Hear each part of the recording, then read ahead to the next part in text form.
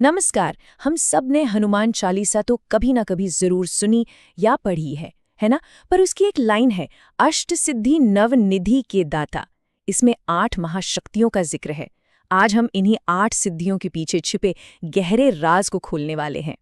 तो सवाल यही है कि जब हम ये पंक्ति दोहराते हैं तो क्या हम सच में जानते हैं कि ये 8 सिद्धियां आखिर हैं क्या? ये सिर्फ कुछ शब्द नहीं हैं, बल्कि ये हनुमान जी की उन कमाल की शक्तियों का पूरा ब्यौरा है। तो चलिए निकलते हैं इस रहस्यमयी सफर पर और एक एक करके जानते हैं हनुमान जी की उन 8 अलौकिक शक्तियों को जो उन्हें वाकई में अतुलनीय बनाती हैं।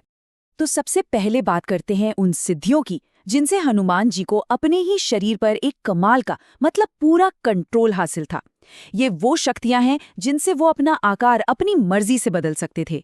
इस हिस्से में हम 4 बड़ी हैरान कर देने वाली सिद्धियों को समझेंगे: अनिमा, महिमा, गरिमा और लघिमा। जैसा कि हम देखेंगे, ये चारों की चारों सिद्धियां आकार और वजन के खेल से जुड़ी हुई हैं। अच्छा, तो पहली सिद्धि है अणिमा।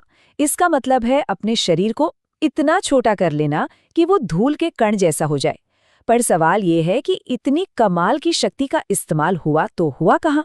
याद कीजिए वो किस्सा जब हनुमान जी लंका में घुसने की कोशिश कर रहे थे। उन्होंने इसी अणिमा सिद्धि का इस्तेमाल किया, खुद को मच्छर जितना छोटा बनाया और राक्षसी लंकिनी की नजरों से बचकर लंका में दाखिल हो गए। कितना अद्भुत है। अब आती है दूसरी सिद्धि, महिमा, और ये अणिमा से एकदम उल्टी है। इसका मतलब है अपने शरीर को किसी पहाड़ जितना विशाल, बहुत ही बड़ा बना लेना। आपको याद होगा जब वो समंदर पार कर रहे थे और सुरसा ने उनका रास्ता रोक लिया था, तब हनुमान जी ने इसी महिमा सिद्धि से अपना आकार 100 योजन तक फैला लिया था। ये उनकी शक्ति की कोई सीमा नहीं थी, ये दिखाता है। चलिए अब अगली 2 सिद्धियों को देखते हैं, गरिमा और लघिमा। ये भी एक दूसरे के बिल्कुल ऑपोजिट हैं। गरिमा का मतलब है शरीर को इतना भारी बना लेना कि कोई सोच भी ना सके, और लघिमा का मतलब है उसे हवा से भी हल्का कर देना। गरिमा सिद्धि का एक बहुत ही शानदार उदाहरण महाभारत में मिलता है। जब भीम को अपनी ताकत पर थोड़ा घमंड हो गया था, तो हनुमान जी ने अपनी पूंछ को इतना भारी कर लिया कि 10,000 हाथियों की ताकत रखने वाले भीम भी उसे 1 इंच तक नहीं हिला पाए थे। और लघिमा सिद्धि का कमाल तो देखिए, अशोक वाटिका में हनुमान जी पेड़ के पत्तों पर ऐसे बैठे थे कि एक पत्ता तक नहीं झुका।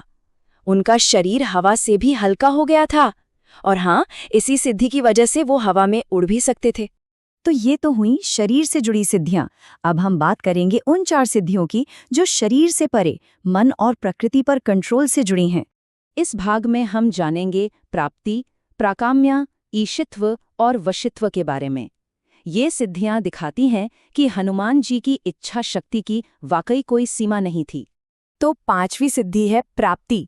इसका मतलब सिर्फ ये नहीं है कि जो चाहा वो मिल गया, नहीं, बल्कि इसमें पशु पक्षियों की भाषा समझने की एक अनोखी क्षमता भी शामिल है। और इसका एक बहुत ही प्यारा उदाहरण है माता सीता की खोज का समय। हनुमान जी ने रास्ते में पशु पक्षियों से बात करके ही कई जरूरी इशारे समझे थे, जिससे उन्हें आगे बढ़ने में मदद मिली। 6ठी सिद्धि है प्राकाम्य।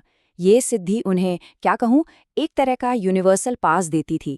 पृथ्वी, आकाश, पाताल या पानी, कहीं भी बिना किसी रोक टोक के आने जाने की शक्ति। जब हनुमान जी पाताल लोक पहुंचकर अहिरावण का वध करते हैं, तो ये इसी प्राकाम्य सिद्धि का सबूत है। उनके लिए कोई भी लोक दूर नहीं था। 7वीं सिद्धि, ईश्वत्व। ये बहुत ही खास है। इसका मतलब है ईश्वर के जैसी लीडरशिप और शक्ति होना।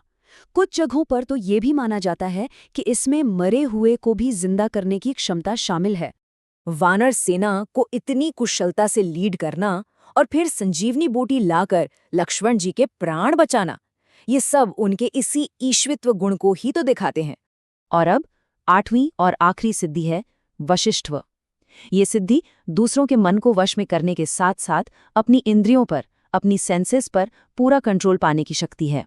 और पता है, यहीं पर वशिष्ठ का असली मतलब समझ आता है।